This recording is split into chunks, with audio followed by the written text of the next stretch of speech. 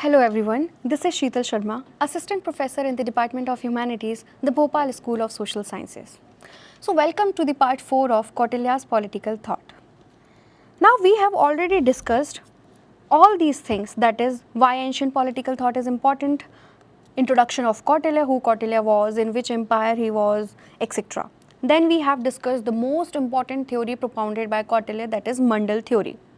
Then we have talked about already origin and nature of the state, Saptang theory, council of ministers, justice and penal system.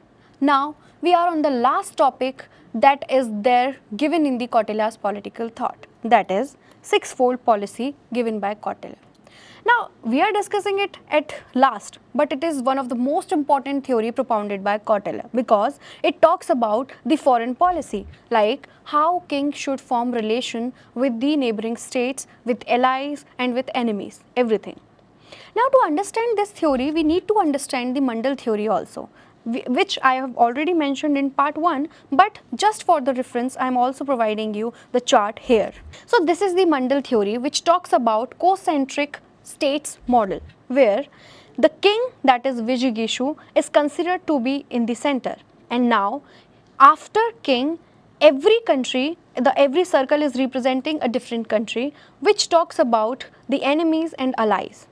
Now the immediate neighbor, that is the direct neighbor, is the enemy of the Vijigishu, and as you know that the immediate neighbor is the enemy, so enemy's immediate neighbor is our friend, because Kautilya has mentioned already that enemy's enemy is a friend. So that's how Mandala theory works. Now depending upon this only, where we have already presumed that neighbor is your enemy, that is Ari, and neighbor's neighbor is naturally a ally, that is Mitra, and king, that is Vijigishu, is constantly in this view that he has to assess power balance, that is balance of power.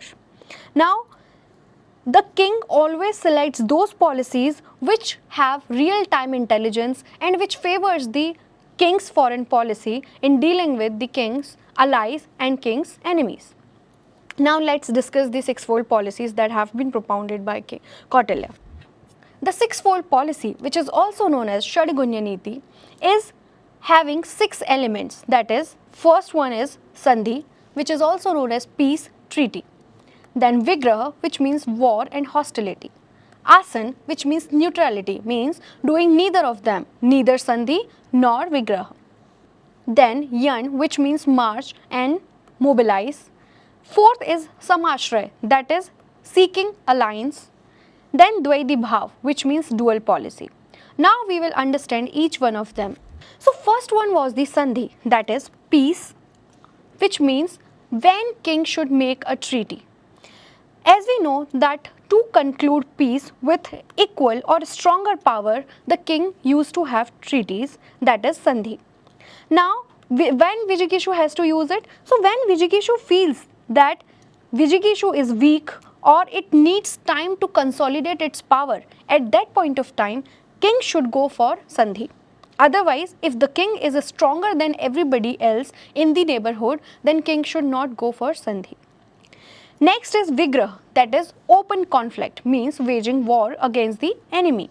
Now when the king feels stronger than the kings around his kingdom, then he should definitely go for war. Now Kautilya has also classified these wars into 3 things, that is Prakasha Yuddha, which means open war, Kuta Yuddha, which means covert war, hidden war, proxy war, and Tudda, which means silent war, that is through agents, spies, espionage system. Then third is Asana, which means neutrality and sitting still, which means staying inactive. Now when king has to use this particular treaty? Now when king has to use this element? So king should maintain status quo. It means it should neither make allies nor go for war when the king doesn't need any of them.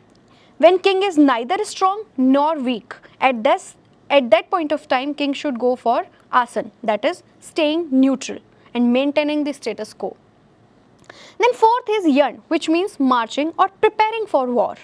Now when king should do that? king should mobilize its military forces to show that conditions are favorable and king can definitely go for war. It is done like military exercises are done in today's time, and these military exercises are done to make sure that our enemies should know how much powerful the kingdom is, so that our enemies should have this thing in mind that they cannot attack us. Then next is Samsraya. Samsraya means seeking shelter, seeking protection under the stronger ruler than us. So here the king would seek refuge only when it is either in a very strong threat or is in a position where it is weaker than the enemy. So a temporary subordination so that a king can survive through the threat or dangerous situations. Next is the Dvaidhibhava. Dvaidhibhava, which refers to the dual policy. Dual policy where king is doing two things at a time. It is pursuing peace, means making Sandhi with one king, and at the same time it is waging war simultaneously with another king. Now this is the most complex and strategic situation out of all these things. Why? Because here the king has to be very careful, and careful management of multiple fronts has to be performed. So after understanding the sixfold policies, means these 6 policies which guides the foreign policy of king at that point of time, which is equally relevant today also, because today also we consider and we face such situations where we require such kind of policies. Now Kautilya's enduring legacy, we need to talk about it. Now as we have studied about Mantri Parishad, we have studied about Danda Niti, we have also studied about Shadgunya Niti. These 3 things are considered as the pillar of the entire kingdom, because Mantri Parishad establishes the collective form of government where checks and balances is also considered. Similarly, as we have today in our governments, where there is a separation of power between different organs, and at the same time we also have check and balance.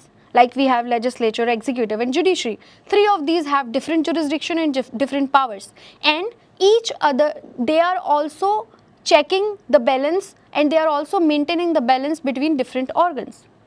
Now Danda Niti has also been provided, which talks about the public good and which is also telling us that inconsistent punishment is dangerous, because if somebody is punished too harsh or too severe, then they can revolt against the kingdom itself.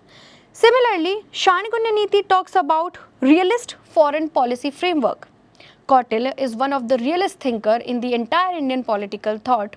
Even before Machiavelli, Kautilya has given the realist theory and the realistic political thought, which not only talks about the methods but pragmatic strategies, and it is also studied internationally for international relations.